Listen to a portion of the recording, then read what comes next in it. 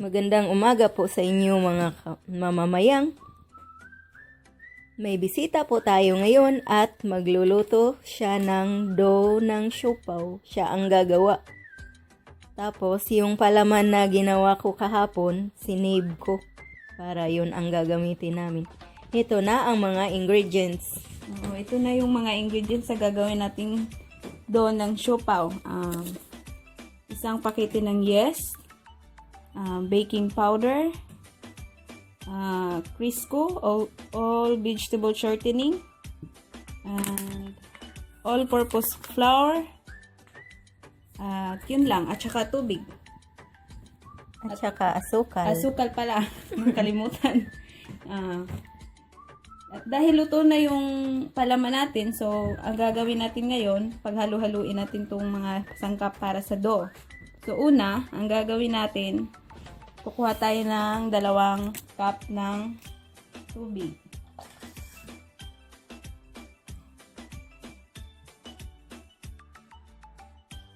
Ito yung paghahaluan natin sa yeast. Kailangan dito, yung paghaluan ng yeast ay yung katamtaman lang yung init tsaka lamig ng tubig. Kasi sa yeast kasi, pag sobrang lamig, mamamatay yan yung yeast at hindi aalsa yung tinapay mo. Tsaka yung pag sobrang init naman, mamamatay din. So, kailangan talaga katamtaman. So, ang gagawin natin dahil malamig ito, ilalagay natin sa microwave ng mga 45 seconds. Ayan.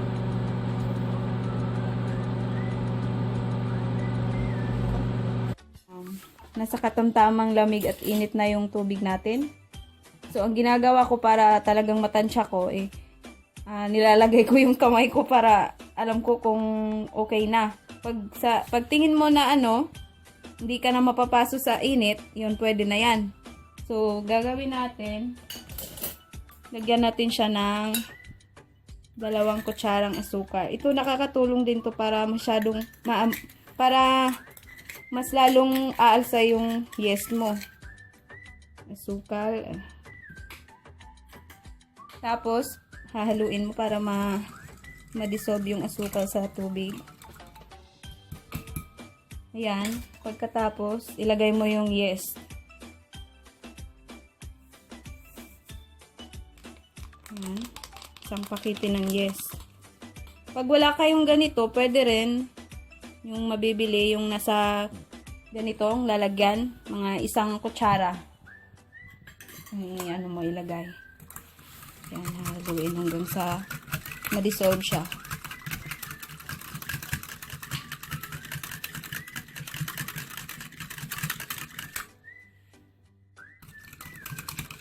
Yan, na-dissolve na siya.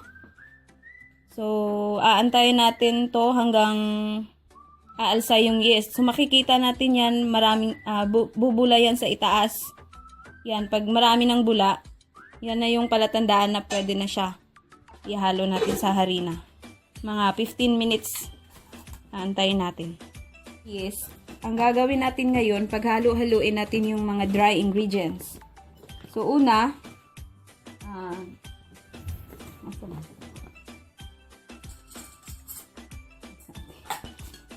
kukuha tayo ng harina. Ang gagamitin nating harina ay itong all-purpose flour. Yan. All-purpose. Tayo ng 5 cups na all-purpose flour. Yan. Sasalain natin para walang mamuong harina. Isa. 2.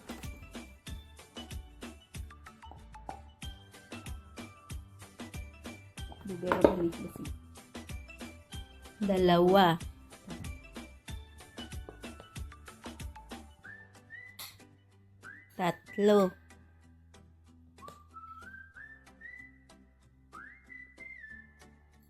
Ayan na, igiling lang ng igiling. 4.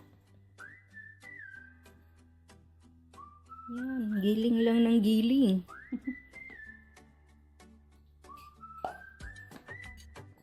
5 cups. Ayan, pang 5 cups.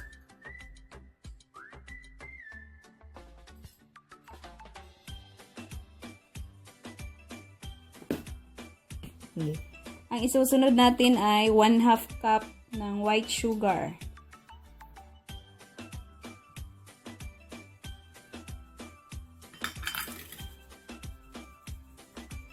Ayan.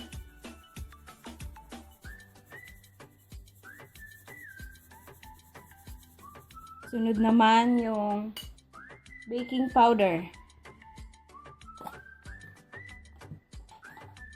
Kailangan talaga pag gagawa ka ng tinapay, sakto yung mga measurement na iano mo, kasi pag kulang o sobra yung sukat ng yung mga sangkap, hindi mo makukuha yung gusto mong ma-achieve sa lulutuin mong pag tinapay.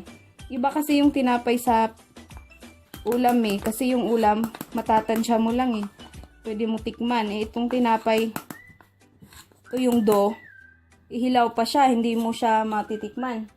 So, kailangan sakto talaga yung sukat. So, sa baking powder, ito yung sukat, 1 and 1/2 teaspoon. Yan na. Yan na yung mga dry ingredients natin.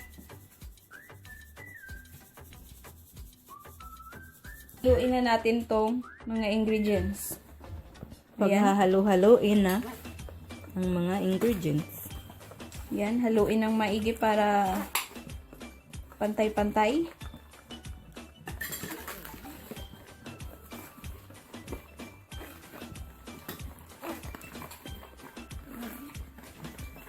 Pagkatapos nito, isusunod natin ang yung vegetable shortening. Ang iba ginagamit dito yung lard. Pero dito kasi ito yung meron sa amin, ito yung gagamitin namin. Ito yung nagpapalambot ng ating siopaw. Kung kulang ka naman sa budget, hindi mo ma-afford na bumili nito kasi medyo mahal to, pwede ka rin gumamit ng yung mantika. Yung ano lang, ordinary na mantika, pwede mo rin gamitin. Mga ilang tablespoon. Siguro mga nasa 6 tablespoon. Yan, 5 to 6. Ito, ang ilalagay natin, 6 na tablespoon na Crisco. Crisco yung brand niya. Crisco. Yan, isa.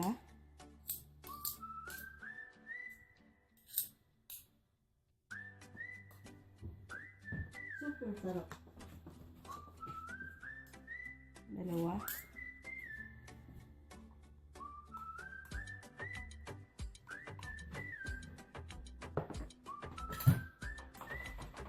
Tatlo.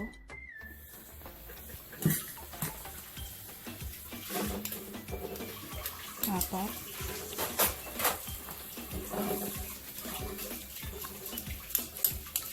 Lima.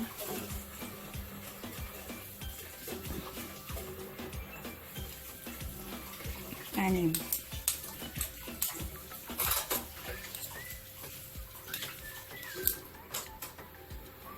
Ayan. So, ang kailangan natin ngayon, maghuhugas tayo ng kamay dahil kailangan to gagamitan talaga ng kamay. So, lalamutakin natin itong harina. So, malinis na yung kamay ko, naghuhugas na ako kanina. So, kailangan natin ngayon kamayin para malamutak na maigi. Oo. So, yan. Ganyanin natin.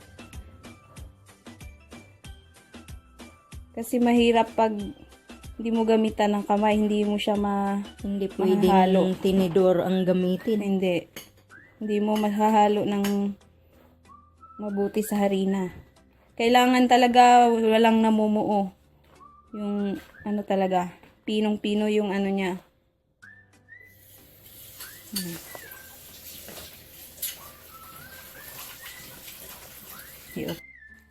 Yes natin. So ito, bumula na siya. At yan, pwede na natin itong ilagay o ihalo doon sa ating harina. Yan. Bilog ka lang ng ganyan para mailagay mo sa gitna. At ibuhos na ang ating yeast. Yan. Paghalo-haluin lang itong lahat.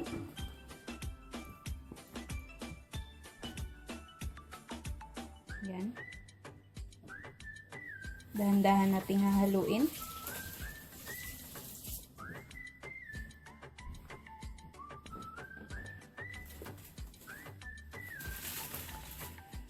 Itong ginamit natin na yeast ay yung fast acting. So, ito mabilisan to. Hindi ito katulad ng ordinary na yeast na paalsahin mo yung harina mo, aabot ng 2 o hanggang 2 oras. Dahil ito ay fast acting, so mag-aantay ka lang nito ng mga 30 minutes. Maganda to pag ito yung gagamitin mo pag yung medyo busy ka, hindi ka na makakaantay ng mahabang oras. So yun, ito yung gagamitin mo na yeast. Yan. Maganda to. Para hindi ka matatagalan. Yan, halu-haluin lang. Ayan, napaghalo ko na siyang lahat. So, ang gagawin natin ngayon ay mamasahin natin to hanggang sa maging elastic yung texture. So, kailangan gagamitin natin yung kamay natin. So, dapat malinis talaga yung kamay mo. Simulan na nating mamasahin. Yan, ganyan lang. Itong dough ng siopaw, hindi to masyadong hindi to kailangan yung matagal na pagkamasa kasi malambot kasi to. Iba to sa halimbawa yung sa pandesal na kailangan talaga mahaba yung oras na pagmamasa mo. Ito madali lang. Kaya pwede sa planggana. Kaya pwedeng dito lang. Hindi na kailangan mo ng malaking. Mga ilang minutos ba yan na pagmamasa? Siguro mga nasa 5 to 10 minutes lang. Depende sa'yo Depende sa'yo. Yan. Yung kalalabasan, pagkatapos kong minasa ng mga 5 minutes. So, yan, hindi na siya didikit sa kamay. At saka, elastic na yung texture niya. So, ready na tong paaalsahin. Yan, bibilugin lang natin. Yung ganyan. At lalagyan natin ng konting olive oil para pag yung aalsa na siya, hindi siya didikit dito. At madali lang tanggalin sa container na nilagyan natin. So, lagyan ng konting-konti lang.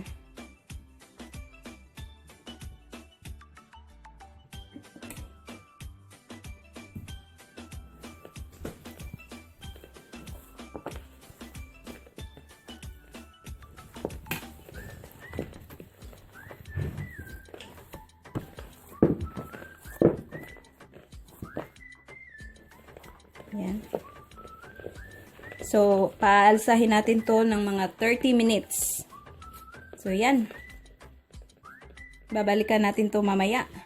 Pa natin ng foil para walang hangin na makakapasok.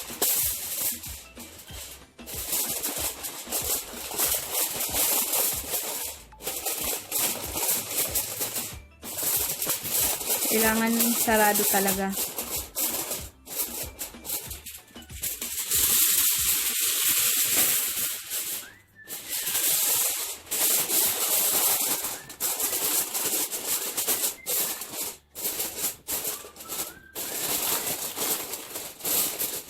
Na.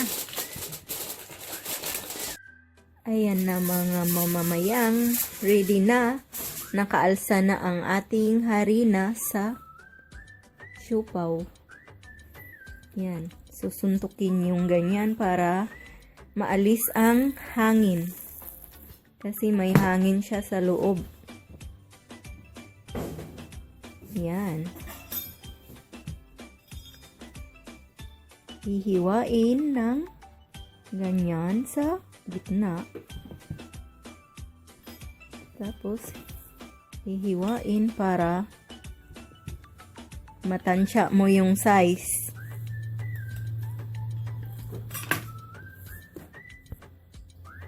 Mga mamamayang, ganito ang paghiwa nito. Yan. Ganyan kalaki. Tignan yung mabuti para makopya nyo ang aming recipe ngayong umaga.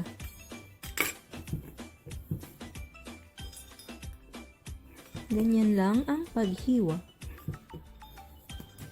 Yan.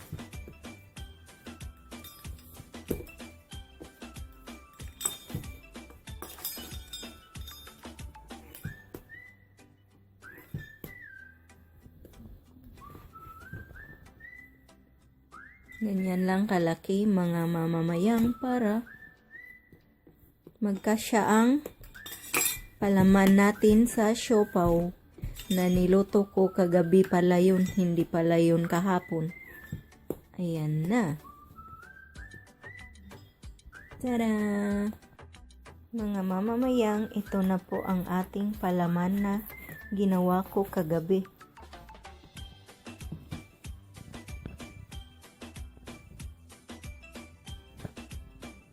Ganyan ang forma sa dough para sa paglagay nyo ng inyong palaman, hindi aapaw.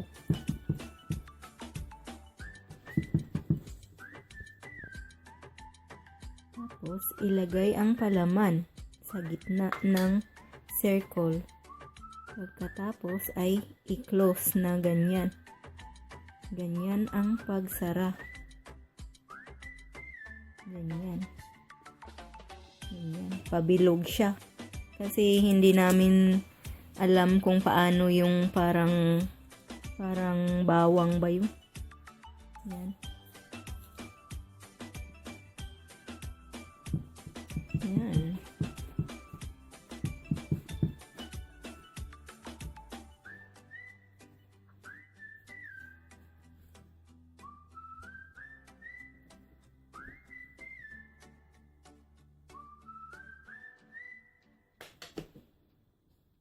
Maglagay ng palaman sa dough.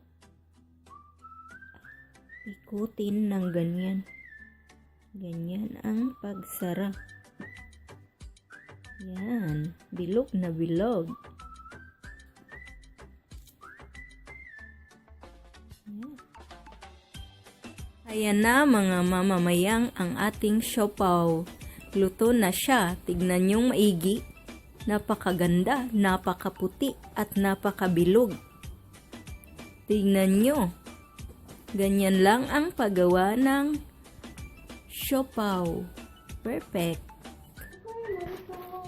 Yan na ang itsura ng ating siopaw, mga mamamayang. Ayan. At sa araw na ito, natapos ang ating pagluluto ng siopaw. Sana mag-like kayo, mag-subscribe. Maraming salamat po sa inyong panunood. Ito po ang inyong mamamayang or ati mayang na nagsasabi, mabuhay!